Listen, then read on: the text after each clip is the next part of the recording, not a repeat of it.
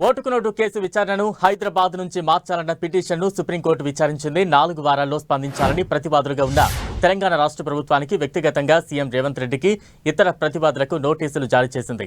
Case విచారణను భోపాల్కు బదిలీ చేయాలన్న వ్యవహారంపై తెలంగాణ ప్రభుత్వానికి, రేవంత్ రెడ్డికి, ఇతర ప్రతివాదులకు నోటీసులు ఇచ్చింది సుప్రీంకోర్టు ధర్మాసనం.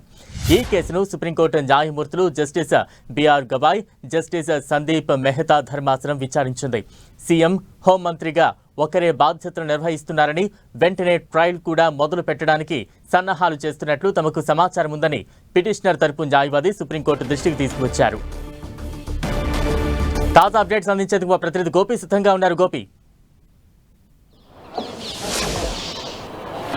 ఎస్ బలరాం, తెలంగాణ ముఖ్యమంత్రికి, ప్రభుత్వానికి సుప్రీంకోర్టు నోటీసులు జారీ చేయడం జరిగింది. తెలంగాణ ముఖ్యమంత్రిగా సీఎంగా రేవంత్ రెడ్డి అయిన తర్వాత ముఖ్యంగా సుప్రీంకోర్టు నుంచి వచ్చిన తొలి నోటీస్గా తెలుస్తోంది.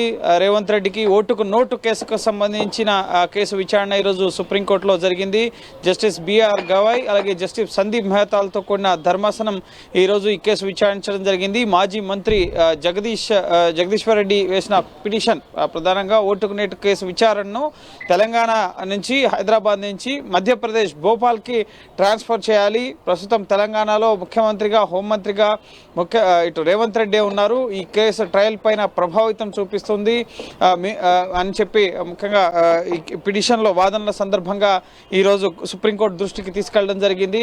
గతంలో తనతో ముఖ్యంగా గత ప్రభుత్వం చెప్పినట్లుగా వ్యవహరించిన పోలీసుల పైన నగ్నంగా పరేడ్ చేయిస్తా అని చెప్పి రేవంత్ రెడ్డి చేసిన వ్యాఖ్యలను కూడా కోర్టు దృష్టికి తీసుకెళ్లడం జరిగింది. అలాగే ఇప్పటికిప్పుడు ట్రయల్ మొదలైతే విచారణ పైన ముఖ్యంగా ప్రభావం పడుతుందని చెప్పి కూడా ధర్మాసనం దృష్టికి జగదీష్ రెడ్డి తరపు న్యాయవాది తీసుకెళ్లడం జరిగింది. ఈ నేపథ్యంలోనే ఒకవేళ ట్రయల్ పై అటువంటి ప్రభావం చూపిస్తున్నట్లయితే కనుక మేము చూస్తూ ఊరుకోబోమని చెప్పి కూడా ధర్మాసనం స్పందించడం జరిగింది.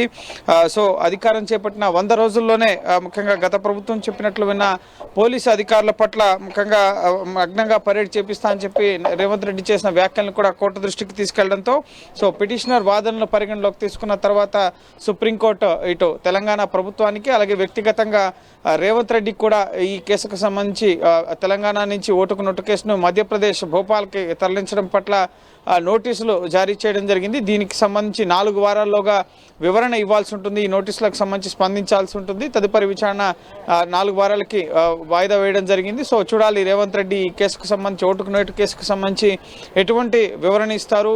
తెలుగు రాష్ట్ర రాజకీయాల్లో ఒక సంచలనాత్మకం ఓటుకు నోటు కేసు అనేది. సో అటువంటి కేసులో రేవంత్ రెడ్డి ముఖ్యమంత్రి అయిన తర్వాత ఈ కేసు బదిలీకి సంబంధించి ట్రయల్ పై ప్రభావితం పడుతుందన్న అంశానికి సంబంధించి కేసును బదిలీ చేయాలన్న కేసుకు సంబంధించి రేవంత్ రెడ్డి ఇప్పుడు సుప్రీంకోర్టు నోటీసులు అందుకున్నారు. తెలంగాణ ప్రభుత్వం కూడా, ఎందుకంటే ప్రస్తుతం కాంగ్రెస్ ప్రభుత్వం అక్కడ అధికారంలో ఉంది, కాంగ్రెస్ ముఖ్యమంత్రిగా రేవంత్ రెడ్డి ఉన్నారు కాబట్టి సో తమకు అనుకూలంగా కేసు విచారణ జరిగే అవకాశం ఉంటుంది అన్న భావనలో భాగంగానే ఈ కేసును బదిలీ చేయాలని చెప్పి జగదీష్ రెడ్డి ఈ పిటిషన్ని దాఖలు చేయడం జరిగింది. సో చూడాలి ఈ కేసుకు సంబంధించి సుప్రీంకోర్టు నోటీసులు ఇచ్చిన నోటీసులకి రేవంత్ రెడ్డి అలాగే తెలంగాణ ప్రభుత్వం ఏ విధంగా స్పందిస్తుంది అనేది. Right, thank you Gopi.